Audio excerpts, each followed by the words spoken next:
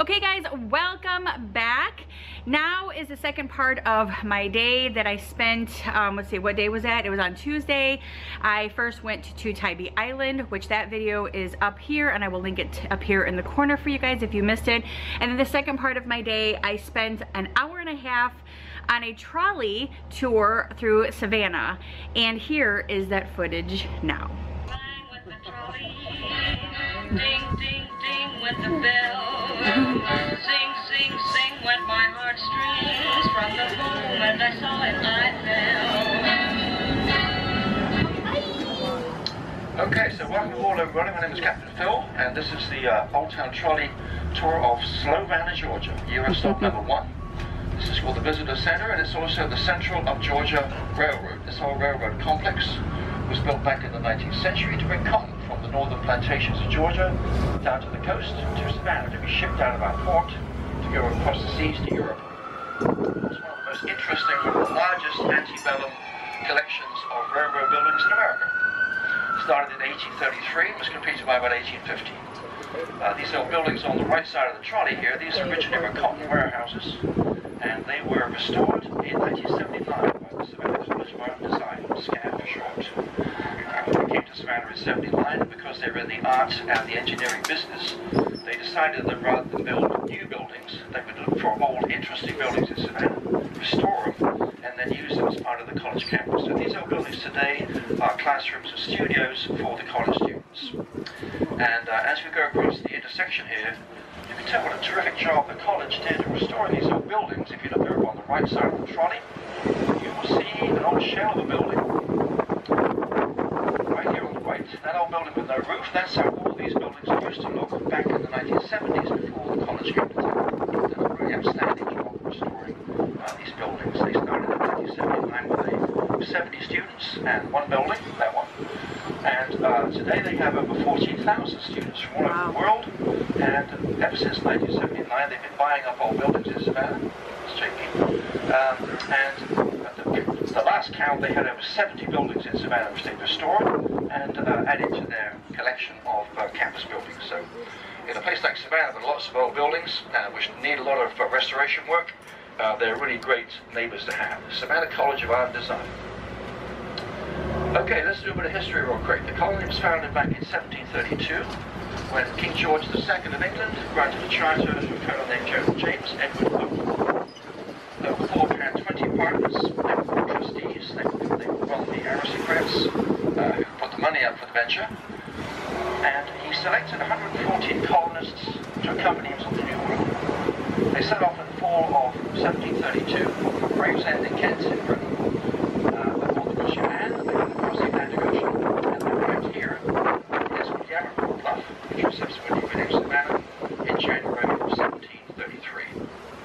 Those 114 colonists were all hand-selected by General James himself. They had to satisfy two conditions. One was they had to have a skill or a trade that was going to be useful in the New World.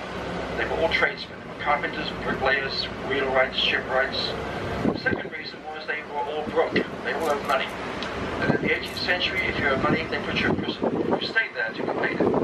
Sometimes people died in these awful prisons trying to repay that debt. Oglethorpe's idea was, instead of doing that, don't put any more people in these awful prisons, bring them out to the colony, give them a little 50-acre piece of land, have them become what he called yeoman farmers, start a new way of life, and maybe start to repay the debt. That's how it all started in 1733. Now we're in the historic landmark district. It's 2.5 square miles, one of the largest in America. The building over there on the right is the Civic Center, built in 1972. That building houses the Johnny Mercer Theater. Johnny Mercer, born right here in Savannah, Georgia. Wrote all those wonderful songs, including this old favorite.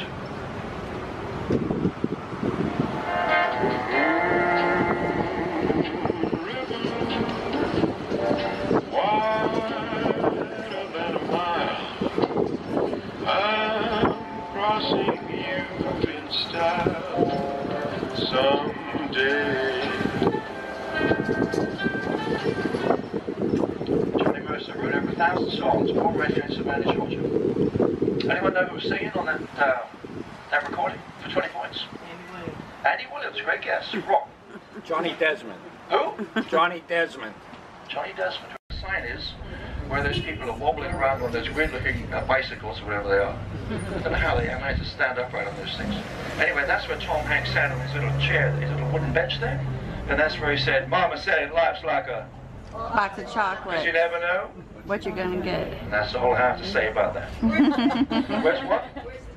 The bench. The original bench is at the Paramount Studios Museum in California, and we have a copy of it in our little visitor center here, in our Savannah History Museum. Here is one of our beautiful squares, all laid out by General James Oglethorpe himself, 24 of them. On the west side and the east side of each of these squares, there were 4 trust lots for public buildings like churches. And on the north side and the south side were 40 tithing lots for private residences. That's all these beautiful squares are laid out. This beautiful building on the right here is the Eastman House. It was built for Moses Eastman. He was a silversmith in Savannah, and he built that beautiful house in 1848. With all the beautiful wrought iron there. That fence in the street is known as the Fence of Princes and Poets. Each one of those medallions has an image of a famous writer or a famous statesman. Now, everywhere you look in Savannah, you see beautiful architectural details. You see lots of wrought iron, because that was the symbol of wealth in those days. The more wrought iron you had, the richer you were considered to be. Look on the right, look at that building on the right there. See the downspout? Look at that beautiful dolphin on the end in cast iron. And on the left here, this is General James himself. There he is on his plinth. He was a member of Parliament, he was an aristocrat, he was a soldier, he was a merchant adventurer. 36 years of age when he came out here, and he ran the colony for 20 years. And like all military statues of the time, he's facing his enemy. He's facing south, with his sword drawn. That's where the Spanish were, down in St. Augustine, Florida, in 1733. They were our mortal enemies in those days. And that's one of the reasons why we built Savannah right here. We wanted to have a military buffer between the Spanish in Florida and Charleston, which was a very successful colony. It was already there. It had been there for about 50 years, making a ton of money in the rice business. So we wanted to have a military buffer between the two. And that's why we put Savannah right here. Okay, now we're heading up towards stop number 3, which is the Sorrel House. It's one of the beautiful mansions in Savannah. We have about a dozen of them. Most of them were built back in the 19th century. Most of them were built with money derived from the cotton business. Cotton was a huge business here in the 19th century. Everyone involved with cotton, the planters, the merchants, the shippers, everyone was making a lot of money. And that's why there are so many beautiful mansions here in town. This particular house here, the Sorrel House, was built in 1838. Francis Sorrel was a merchant in Savannah, and this house was designed by a very famous Irish architect named Charles Cluskey. Regency style, 16,000 feet of it. It's a pretty good sized little house. And anyone hopping out here up 3? Yep. Careful on the stairs. We've got a couple of boats coming out first. Watch out for that uneven. Thank you, sir. Appreciate it. Watch out for that uneven pavement down there. There's a puddle too. So would you stepping in any puddles? Melford House. This house was built by an English gentleman, Charles Green, a cotton broker. John Norris from New York City is the architect. The style here is called Gothic Revival. And we know from records of the day that when this house was built in 1849, it cost $93,000 to build. Yeah, now in modern currency, that's about $3 million. That's what it cost to build that house. That's the kind of money these people had back in the 19th century. Fabulously wealthy. A very famous gentleman stayed in this house in 1864. General William Sherman stayed here. He made this house his headquarters, and from that house he sent a very famous telegram to Abraham Lincoln, which read, "I beg to present you as a Christmas gift the city of Savannah, with 150 heavy guns and plenty of ammunition. Also about 25,000 bales of cotton." The cotton was owned by Mr. Green, who owned that house. He thought he was going to hold on to his cotton by offering Sherman the use of his house, free of charge. It didn't work. Sherman stayed there for a month and he gave his cotton away anyway. So poor Charles Green missed out both ways. We're heading up towards Jones Street, and we're going to get back onto Wall Street in 1 second. Noble Jones, who was the gentleman who founded the very first plantation here in 1734, something called Armstrong. It was down on the banks of the Skidaway River, and that plantation was started in 1734, 500 acres. The land is still there. It's owned by the state of Georgia. But the plantation house is still on the property, and that's where the descendants of Noble Jones still live. The family still lives here in Savannah, in that same house. So very long-lived Savannah families here. in the South. Jones Street was described by Southern Living magazine as one of the most beautiful streets in the South. All these beautiful row houses, all these beautiful plants, all these gorgeous mature trees. It's one of the best addresses here in town. Now we're going to turn up into Monterey Square, a very interesting square. This has a beautiful monument in the middle to the Count Casimir Pulaski. He was a Polish aristocrat created by the British in the Revolutionary War. And there he is on his monument, seated on his horse. He's known as the father of the American cavalry, Count Pulaski. Now this square also has the famous Mercer House, which features in that book, Midnight in the Garden of Good and Evil. It was written by John Berman in 1994, and we made a great movie out of it here 2 years later. It starred Kevin Spacey, and it was directed by Clint Eastwood. The house was built originally for Johnny Mercer's great-great-grandfather, General Hugh Weedon Mercer, but he never lived in the house. The Civil War got in the way. The gentleman who did live in this house was Jim Williams. He was a real person. All the people in that book were real people. It's a true crime story. Here's the house on the right. Jim Williams lived here in the 1980s, in that lower left-hand room, where the chandelier should be lit, but it's not. That's where the murder took place. That's where he shot his young assistant, Danny Hansford. He said it was self-defense. He said that Hansford shot at him first, but in the trial, the prosecution proved that he had shot that boy first, and then shot some holes in his own desk with a second gun, placed that second gun in the boy's hands. Yes. Okay. Yeah, so well, yeah, it's still owned by Jim Williams' sister. Yeah. You can take tours in there. If you mention the movie or the book, they kick you out. Well, there you are. That's good information from the assistant tour guide there. Not everybody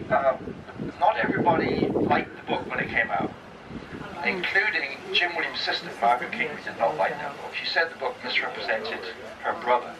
And so it's a bit of a sore point. So if you go, like Piper says, if you go in there, don't mention that book, just in case. Here's our beautiful Forsyth Park fountain here ahead of us, with no water coming out of it. There must be some problem with the waterworks today. I see a ladder there too, but it's one of the most beautiful fountains in Savannah. One of the most beautiful fountains in the South. Hopefully it'll be working by the time it leaves today. This house on the right is the Armstrong House, built in 1917 for George Armstrong. He was a famous shipper. This house is 25,000 square feet, by the way.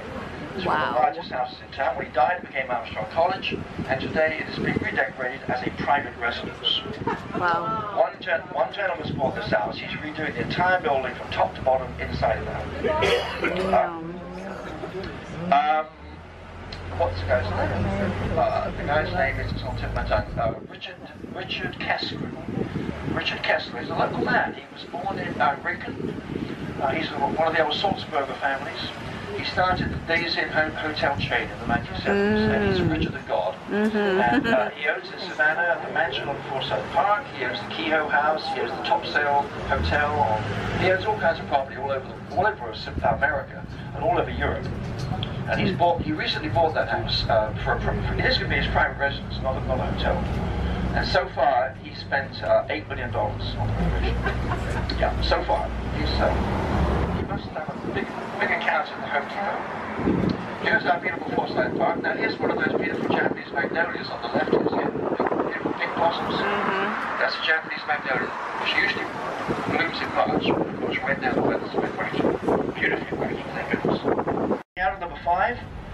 If you are, be careful on the stairs, hold on to the handrails, wait for the trolley to stop if you're hopping up. So I had to learn how to drive this thing yesterday. Schoolhouse in They Savannah. sound pretty good, but so some people want to come on here. Hey there, you coming to join us? Come on join us. He was upset by the number of children running around in the streets. He wanted to know why they weren't in school. Somebody politely told him one day that there was no public school in Savannah. And so when he died in 1841, he left $5,000 to the city of Savannah to build a school for the children of the poor. And that's it. It was the very first school here in Georgia. Inside the building today, they have a wonderful old 19th century school laid out just the way it looked back in the 19th century. Very interesting old building. Massey heritage. Now we have lots of gorgeous little churches here in Savannah. This is the Bend Eden Baptist Church on the left here, built in 1893. William Urban is the architect, and there's some wonderful tapestries in there done by a man named William Pleasant, a local African-American folk artist, and the church was built for an African-American congregation back in 1892. Here we are in Whitfield Square. This was named for the Reverend George Whitfield. He came out to Savannah after the Wesley brothers returned. The Wesleys came out in 1735. When they returned to Britain, James Oglethorpe sent for the Reverend George Whitfield. And while he was here in Savannah, he built an orphanage out on the east part of town called Bethesda. It was built in 1740 and it's still there. It's the oldest continuously operated childcare facility. The lights are flickering. And this beautiful little gazebo here, this was given to the city by Burt Reynolds. Burt Reynolds came to Savannah in 1976. He shot a movie here called Gator, and when he left, he built that little gazebo there to remember him by. He liked Savannah a lot. That little gazebo was very popular on Saturdays for weddings. Saturday was used for weddings. That little gazebo. Going back across Jones Street here, remember I mentioned Jones Street, one of the most beautiful streets in Savannah, full of these beautiful row houses, all built in 3 levels. Raised basement on the ground where the servants lived, a staircase which the owner ascends to get to the 2nd floor. That's where the principal living rooms are, and above that are the bedrooms. All these old houses were built the same way. The ground floor was reserved for the servants because that was next to the street, which had a lot of noise, bustle, dust, mud, horse manure. The owner didn't want to live next to that. That's where the servants lived. So the owner walked up the stairs to the 2nd floor. That's where the main front door was. Okay, we're in Troop Square now. Built for George, designed for George McIntosh Troop. He was a mayor of Savannah, he was a governor of Georgia, and he was a U.S. congressman, very, very well-connected fella. The Armillary Sphere in the middle there was built in 1964. It's a copy of an old Greek design. That globe there is designed to measure the distance of the stars from the sun, all made out of bronze. And this little fountain here on the left, this is the canine fountain for the doggies. And we have a blessing of the pets every year at that little fountain. And even though the square is called Troop Square, locals here call it Dog Bone Square because it's for the doggies. That's where we exercise the doggies. Another gorgeous little church on the left here. This is the Universalist Unitarian Church, 1850, John Norris. The gentleman who was the choir master and the organist in this church, his name was James L. Pierpont. And while he was here in Savannah, he wrote a little Christmas song called Jingle Bells. So we call that our Jingle Bell Church. And we're heading up towards Lafayette Square, named for the Marquis de Lafayette, or the French nobleman who came to fight the British in the Revolution. And on the right side of the trolley here, this beautiful white building is the Cathedral of St. John the Baptist. This is the oldest Catholic church in Georgia. This beautiful building took 20 years to build. Seats over 1,000 people, and it's been described as the Sistine Chapel of the South. And if you go inside this beautiful building, you'll see how it got that name. Magnificent carved masonry, beautiful decorated plaster, some gorgeous stained glass windows from Belgium, and along both sides of the nave inside, a series of beautiful hand-carved stations of the cross. A very beautiful building, open to the public from 9 until 4. One service here every day from 11 a.m. until 12 noon. The rest of the day you're welcome to go inside. There's no admission charge. This is our stop number 6. What time is it now? Let's have a look. It's 12:31. You should be open to the public right now, yeah. Anyone helping out? Wait for the trolley. Some of the differences of opinion with their pistols. So patch your ground right here. Back to back. 10 paces. Turn, address, aim, fire. That's where it happened. And the guy who lost the unit on that fight again, the cemetery was right next to him. Very convenient. This is the oldest cemetery in Georgia. It was started in 1750. By 1853 it was completely full. That's because during the 19th century we had many outbreaks of yellow fever here in Savannah before they realized what caused it was mosquitoes. And they had a treatment for it. We had some dreadful epidemics of yellow fever. And when they broke out here in Savannah, there was a tremendous loss of life. It was really scary. There was one very bad epidemic in 1820, and during that 1 year, over 700 people died here in Savannah. They're all buried in that old cemetery somewhere in the middle. We're not quite sure where. There's no marker. So if you're wandering around the local cemetery after dark, watch out. Never know who you're going to bump into in Savannah, Georgia. Savannah's the most haunted city in America, by the way. If you haven't been walked, okay. This old cemetery was full by 1853. They reckon there's about 9,000 people buried in that cemetery. Not quite sure where they all are though, because when Sherman came to town in 1864, he put his cavalry in that cemetery. All the horses, all the men, all the tents, all the equipment, it was chaos. The men knocked over a lot of the headstones to pitch their tents. On the back wall over there, there were about 100 tombstones leaning against the wall, no idea where those poor people were buried. Savannahans reckon there are some very restless spirits in Savannah, in that old cemetery. So, like I said, watch out. You never know who you're going to bump into in this old town house. This big bell on the left is called Big Duke, and they would ring this bell when a fire broke out in one of the squares. And of course, the fire brigades in those days were lines of men holding buckets. That's how they did them. Bucket brigades. Oglethorpe Avenue, named for General James Oglethorpe. Coming up on the right is our very first bed and breakfast. It's called Ballaststone Inn. It was built in 1823. And in 1970 it became our very first bed and breakfast. This beautiful building on the right here, line flying. The spot is so rocky, you can walk into that beautiful B&B. Now this house on the right is where Juliet Gordon was born. She started the Girl Scouts of America in 1912. She was born in this house in 1860. It was the home of her grandfather, William Washington Gordon. He's the gentleman who started the Central Georgia Railroad back in 1833. Coming across, little doggy, come on now, because I'm blocking the intersection. Hurry, hurry, hurry. There you go. So, Juliet Gordon was born in that house. She got the idea of the Scout movement when she was visiting Scotland in 1911. She met Lord Baden Powell, who had just started the Boy Scouts of America. She was visiting him as a friend, and he asked her while she was there to start a Girl Scout movement. She did. And that was in 1911. When she came back to America the following year, 1912, she started the Girl Scouts of America in the Andrew Lowe House back there on Lafayette Square. Coach house behind the house. And this building on the right here is the Juliet Gordon building, the very first federal building in America to be named for a woman. As we make the turn here, look on the left-hand side, you see the beautiful Jefferson Center. This is a beautiful modern art gallery, built in 2006, 60,000 feet of it, all built in that beautiful white marble, dramatic modern architecture, curved walls, flowing staircases. The front of the building is one huge sheet of glass. The architect wanted you to be able to see the beautiful square from inside the building, and he wanted you to see the inside of his building from the square. So it's a really wonderful piece of architecture. One of the most beautiful buildings in Savannah. The square also has some of the ugliest buildings in Savannah. These buildings on the right are the federal buildings built by the federal government in 1980. And Savannahans call these buildings the bathroom tile buildings. Yeah, that's what they look like, really. They look like, someone said they look like bathroom fixtures, bathroom stalls with no fixtures. That's how they describe it. Now this square also has this beautiful little downtown post office ahead of us. A beautiful red brick building.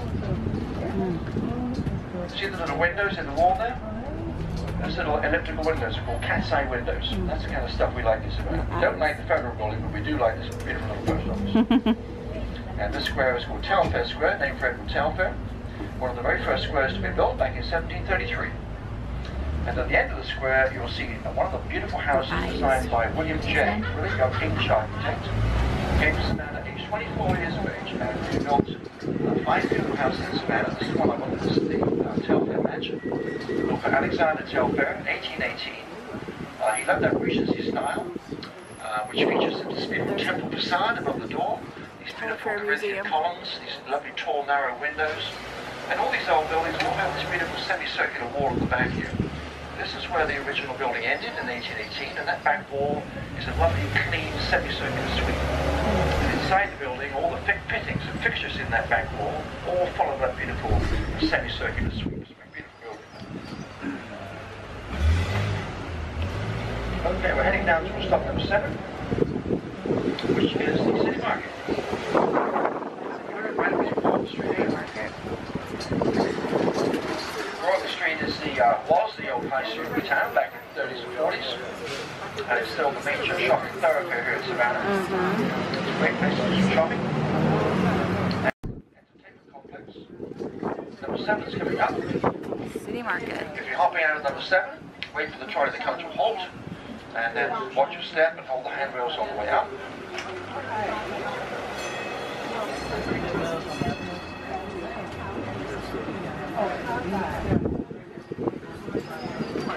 Anybody hopping up? Number 7? This is where you can use those tickets at the evening time. This place is crazy busy. Coming across? In the evenings have live music here. Lots of people. Just about every distance here is a restaurant or a bar. Plenty going on in the city market.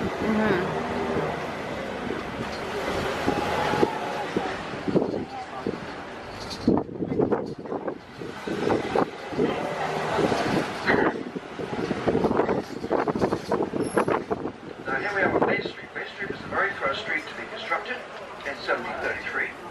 This is where the colony got started. This is where Oglethorpe landed in 1733. He landed on the mouth of the Savannah River, which is about 18 miles to the east of where we are right now. He dropped anchor in the Gucci van, came out the river in a little rowboat with some soldiers from South Carolina. Yeah, there's Cotton It was high ground. Hotel and everything. Looking up on the left side of the trolley, you can see the river way down there, 40 feet below. And this is where Oglethorpe decided he was going to build his colony. He wanted some high ground from which you could see his enemy coming. He was a soldier. And this was not perfectly secure. That stone bench on the left side of the trolley, that white stone bench on the garden, is the Oglethorpe bench. That's where he pitched his tent on that first night in 1733. And this big little building on the left here is the City Hall. Built in 1906. This is where the mayor of Savannah and the aldermen do their business. And Savannahans are kind of tickled by the fact that the local politicians do all their talking on Bull Street. Named Colonel William Bull, the surveyor who came down from Charleston to help us lay out the plan for the town. This is Johnson Square. This is the very first square to be built. Named for Robert Johnson, who was the governor of South Carolina. And the monument in the middle there is to General Nathaniel Greene, the very famous Revolutionary War hero, second in command to George Washington. Fought in all the major battles, including Valley Forge.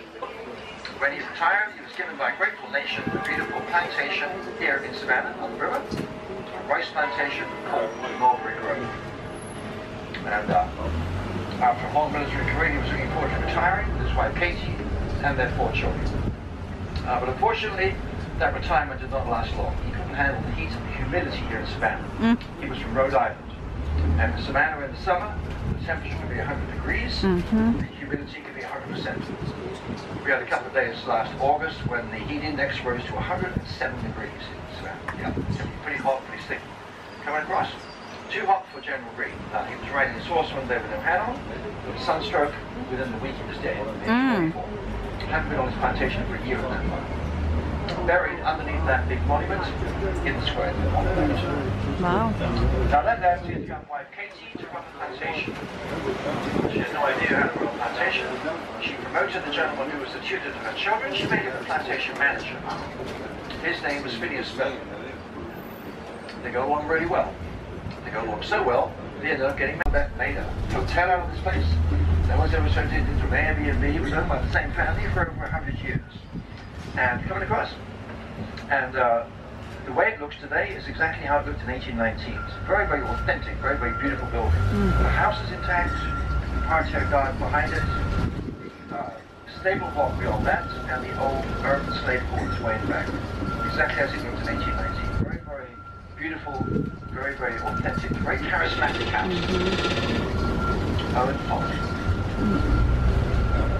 That house was built for an English gentleman. His name was Richard Richardson, and he was a cotton merchant, and he was also the president of the Savannah branch of the Bank of America. When he had that house built for himself in 1819, he was one of the wealthiest men in America. 1 year later, there was a big financial crash here in Savannah, and overnight, Mr. Richardson discovered he was penniless. He also selected the wrong chocolate in that box. And even even though he was the president of the bank, his own bank was closed on him, and he had to move out of that beautiful house after only 1 year.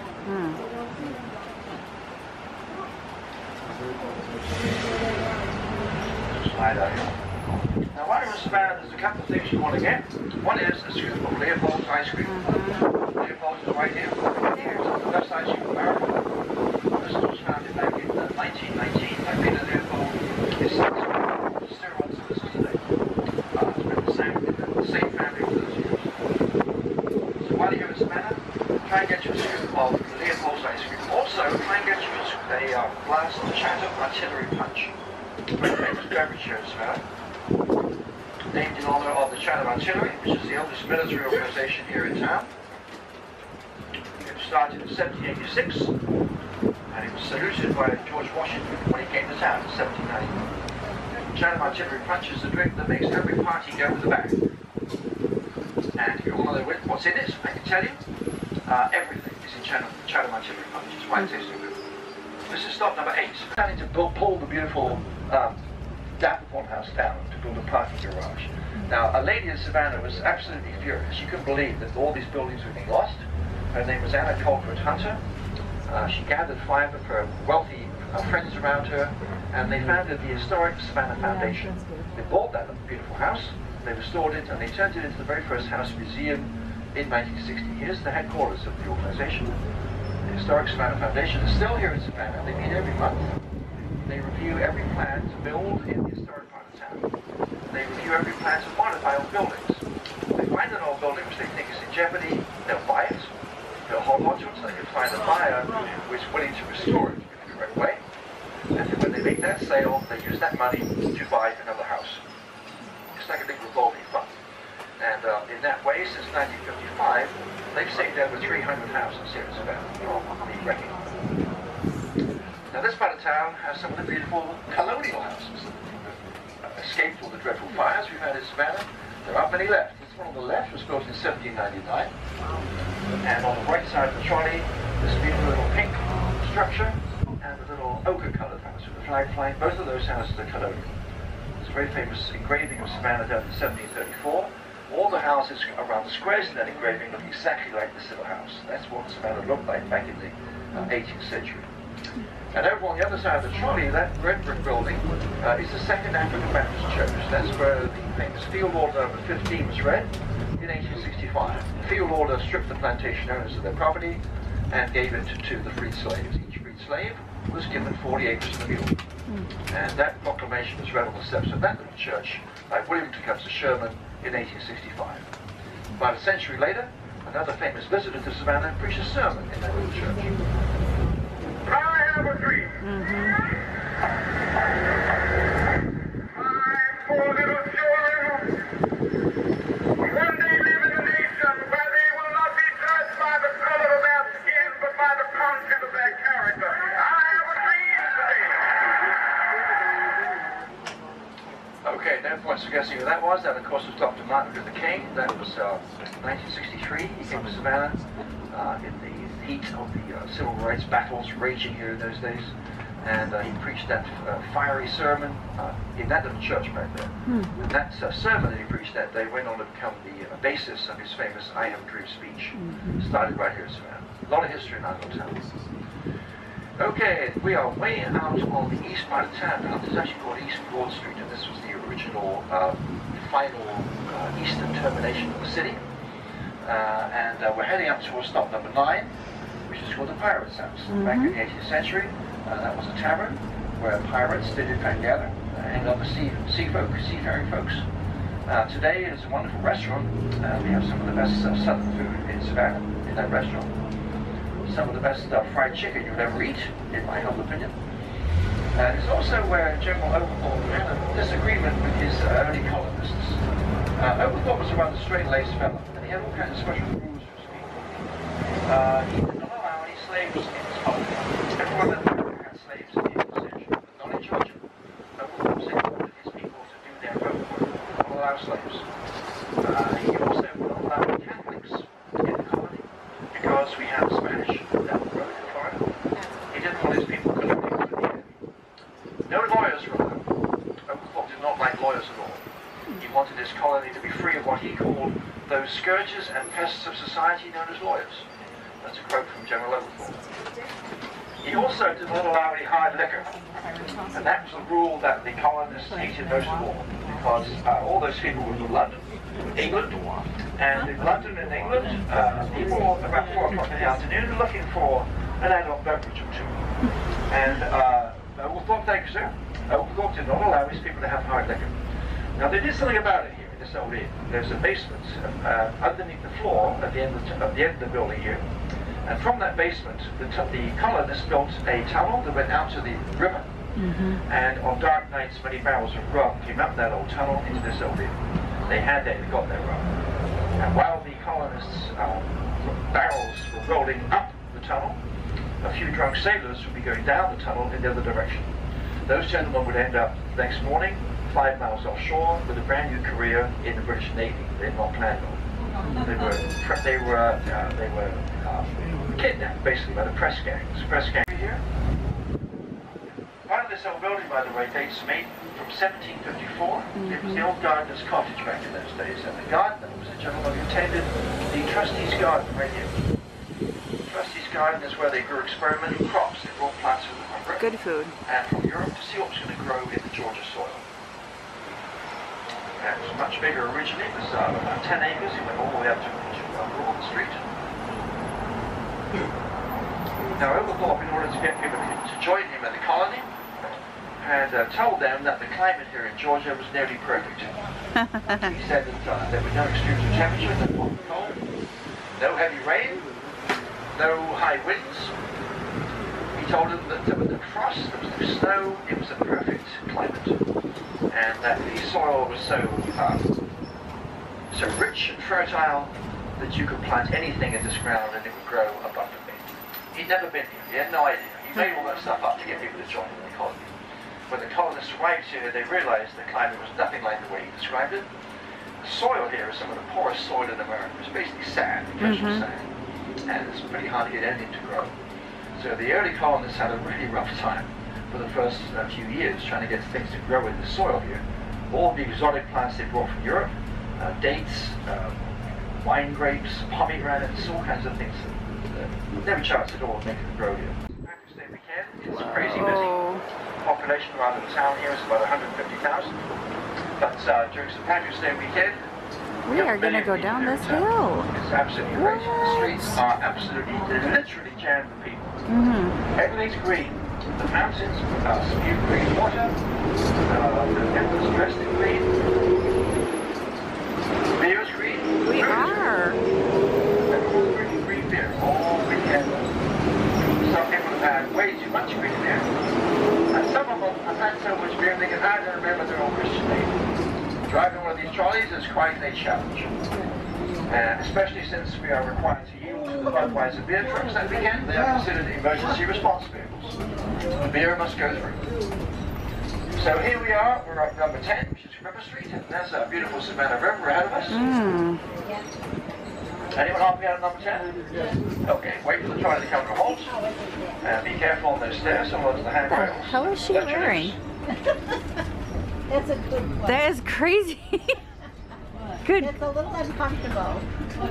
It's just, it's a little much.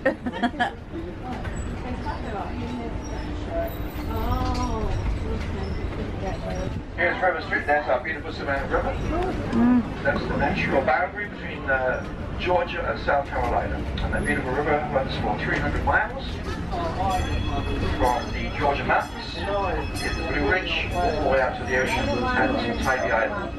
Okay, this is number 10. Anyone's helping out here? There is a 6 to 8 foot tidal range here, twice a day. And so when you plant your rice, you wait for an incoming tide. The river pushes the water up into the fields. You close the field off with a trunk gate.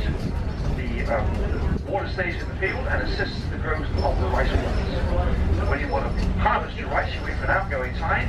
You lift the trunk gates up. The river carries the water out of the fields, and you send your slaves in there to harvest the rice. So in the 18th century, rice was the big business here in Savannah. And if you look at a Google map, one of those terrain maps, you can actually see the ghostly outline of all the old rice paddies on both sides of the river. And you can can still see the little canals that fed the water into those rice fields.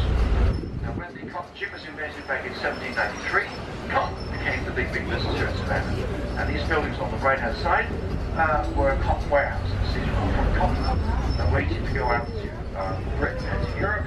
And in those days, the river here would have been filled with wooden sailing ships waiting to carry that cotton overseas. Now, coming up on the what's going on here? Coming up on the left, you'll see a statue which is called the Waving Girl. The Waving Girl was a real person in Savannah. Her name was Florence Martis, and she was the sister of a lighthouse keeper who worked on the lighthouse in Cockspur Island. We good?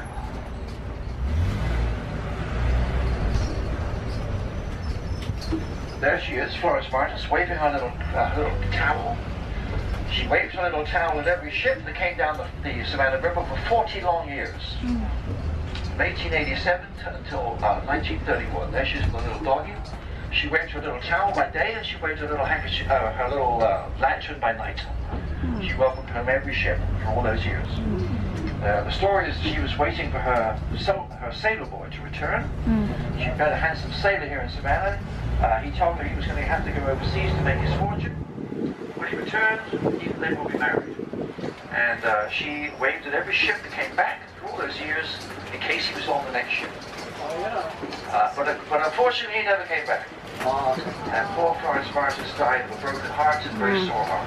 So we waited for all those ships. That's the story. It's a kind of silly story. But she was a real person. She was very well known by the local seafaring community here in Savannah. Every time she would wave her towel at the ship would reply with the toot of its horn to salute her. And when she died in 1941, over 3,000 sailors came to her funeral here in Savannah. And even today, when these big ships come down the channel there, they sometimes sound their horn when they pass. Okay, we are now on one of our beautiful ramps here down to the river. These old cobbled ramps are actually built of ballast stones. These stones came to the port of Savannah in empty ships. When there's no cargo, you need something heavy to make sure the ship floats correctly, has the right trim. So when an empty ship left Britain or Europe, they'd load the ship up with these stones. When they came to Savannah, they unloaded them to load their cargo. We use them to build the streets. Yeah. This is the old Rise Hotel over here on the left. It's an old building built back in 1820. Originally built as a cotton warehouse. And they have the big first country plants in America. Kadow is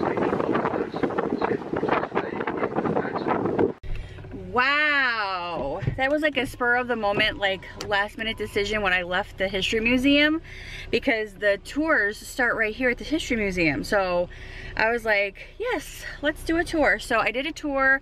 It was a 90-minute tour of around Savannah, different things. Obviously you guys just saw all that, and it was $30. So I didn't think that was all that bad, but I enjoyed it. But I got hungry. You could smell all the food coming through, but I did get to see a lot of things pointed out to me, you know, throughout the tour that I've always read about or heard about or whatever, and now they've been pointed out to me. I'm like, oh, okay, so that's what they see. That's where to talk about. That's nice. So happy about that. Now I'm gonna try to find some food.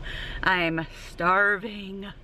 Okay, it was just $1 to park there, so I just paid, and it was $1. So I was happy about that. Nice, very, very good. And I learned that SCAD, which is S-C-A-D, which is here in Georgia, which, is this the right place? Am I going the right way? I don't even know. I'm looking at my Waze. Yep, there's a street down here. Anyway, it stands for Savannah College of Art and Design. So if you ever see SCAD when you're around here, that's what that means. I had no clue until he was explaining it on our tour. But anyway, nice tour. Only had to pay $1 to park there. And I did the History Museum, which was $7, and then of course the trolley tour, which was $30. But it was definitely worth it. It was a good, you know, hour and a half of time. So very cool. And now I'm getting ready to go underneath this bridge, it looks like. How freaking cool is this?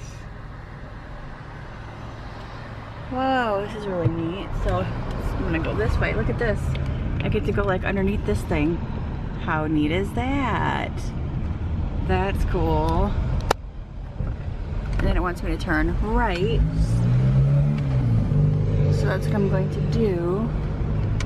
All right. Awesome. And away I go. Alrighty guys, so I'm back in my room. I went to Jalapenos for lunch, which is just like a Mexican restaurant that's right around the corner from our hotel. It was so good. I just had a fajita, but it was so good. Chicken and steak fajita, just two. And it was just delicious. I was very surprised. It was only like 10 bucks. Because I got a sweet tea, and obviously it came with like rice and beans. But anyways, really good. And it is 2:15. I made it back to my room by 2:15, and I know I'll probably have to pick up Brian about 3:30. So, and then he'll come back here and change clothes and freshen up, and then we'll probably just go out to dinner later on this evening. But wow, what a fun morning I had. It was, I'm so glad that I got out. I am so glad that my stomach stopped hurting, except for like towards the end, it was starting to like get hungry. But I'm just so glad that I did that. I went to Tybee Island, went to the beach, went on to the History Museum, went on the trolley tour. So much fun this morning. So I'm gonna probably end the vlog here. Thank you guys so much for hanging out with me today. I totally appreciate it. If you guys enjoyed this video, give it a huge thumbs up. Don't forget to subscribe, and I will see you guys tomorrow in Wonderland. We will be heading home sometime tomorrow. I'm not exactly sure what time, and I'm sure I'll find something to do tomorrow to keep myself busy before I have to leave here. But I'll probably milk out as long as I can stay in this room, and then I'll find something to do for the couple of hours in the afternoon, unless Brian doesn't have to go back tomorrow. If he doesn't, then plans change, and I will probably see you guys. I'll see you guys tomorrow regardless. Okay, bye.